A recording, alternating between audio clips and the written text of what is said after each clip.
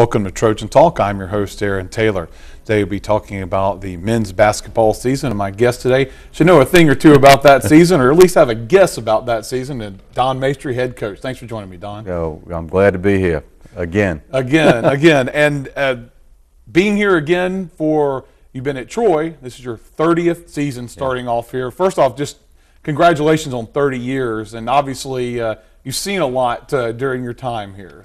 Well, we've had a lot of great experiences, a lot of great successes. We've had a lot of great players. That's why I'm really here.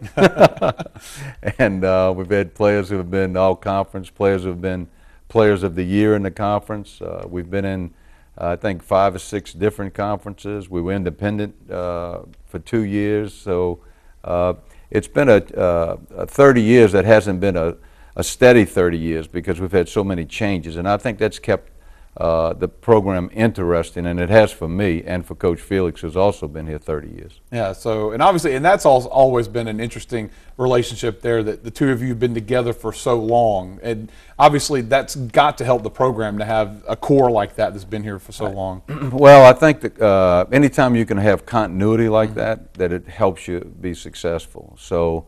And of course, Coach Felix, anybody that knows him, he's a great coach, and he was a great player here. He was an all-conference player, went to the NCAA tournament when he played here. But he's an outstanding recruiter also. So he is the one probably more responsible for attracting the top-notch talent that we've had. I don't think there's been a year, except the 2 years that we were independent, and one of those years our guy made first-team All-American.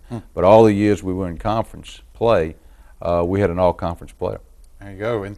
And speaking of all conference players, at least preseason conference player, the polls just recently came out, and you've got a player this year who got some recognition in the preseason polls. So. Yeah, Mo Weathers was picked second team all conference. He made third team all conference last year, but he's preseason second team all conference.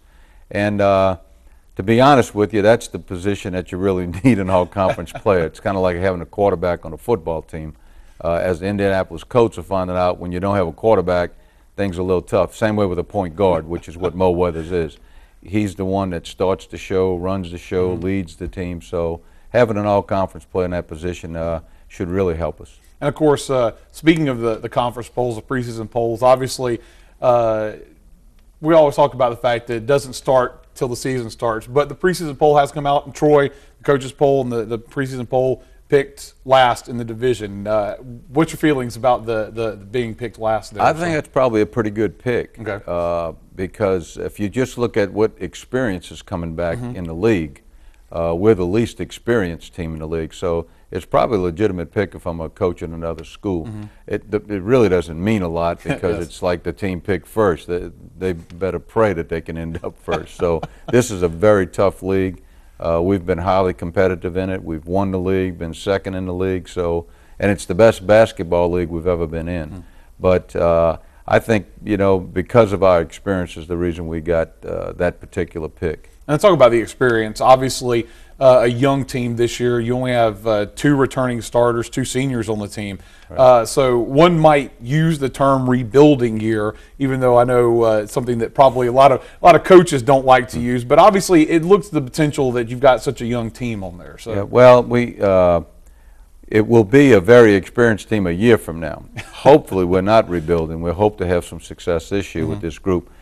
We have guys who can really shoot the ball well from the perimeter, which is something we haven't had in the last, especially last year. So we're going to try a new system this year. We haven't done this since the early 90s, and we're going back to really trying to be the highest scoring team in the nation. Okay. And we're going to shoot a ton of threes.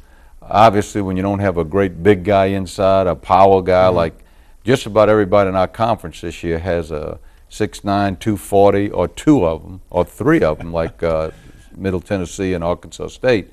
So for us to try to offset that, we're going to press a lot. We're going to fast break like the old days, when we really ran, and we're going to shoot a ton of threes. Well, a lot of folks like to see those 3-pointers go in, especially if they go in. If they go in, yeah, they like to see them when they go in. Now let's talk about the schedule. Obviously, we know the conference schedule doesn't change a whole lot, but the out-of-conference schedule Let's talk a little about who you're facing there. A couple of big names there. So again, every year we try to schedule a ACC, Big Ten, Big 12, SEC team. This year we've got two, one from the Big 12, Texas Tech, and then Mississippi State from the SEC, and it looks like they're headed towards having maybe a nationally ranked team. So, and then besides those bigger ones, we have three teams besides those that went to the NCAAs last year: Texas San Antonio, UAB, and let's see, there's one other one in there. And then after that, Miami of Ohio, who we play, Belmont. Went to the NCAAs last year and almost advanced in the NCAA, and they have the whole team back. So that's not good news. But and then Miami of Ohio is another one that we play at home, and they are picked to win their league. And East Tennessee State we played twice, and they're picked second in their league. So it's a very competitive, challenging out-of-conference schedule, which if we do well in that, especially at home, I think that'll really be a big boost for us going into conference. Now, one other thing about this season, has some special significance, is this will be the last season in the current arena, as hopefully by the time the next season comes around, the new one will be. What are your feelings towards playing your last season in a place that you played for the last 30 years? I would hope we could get as many wins in the new arena for the next 30 years and as we have the last 30 years.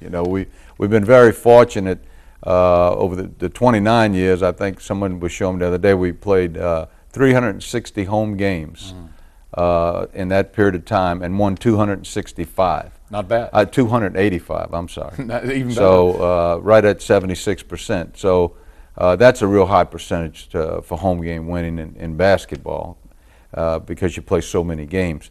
But I can remember coming to Troy, and I was so impressed with this Trojan arena. I mean, I was excited. It was a great small college arena. I thought, if we could build a program to get people excited. But when you see our new place, it's mind-boggling what the new place is going to be like. I mean, it really is going to have the wow effect. People, it's so much better than I anticipated. And I'm a basketball person, so if you're just coming in to see it for the first time, you're going to be in shock. Well, good luck with the current season coming up here, and the last season in the Sartain Hall, and hopefully you'll get this good season and move to the new place. I'm with you. Well, thanks for joining me today, Don. Okay, Aaron.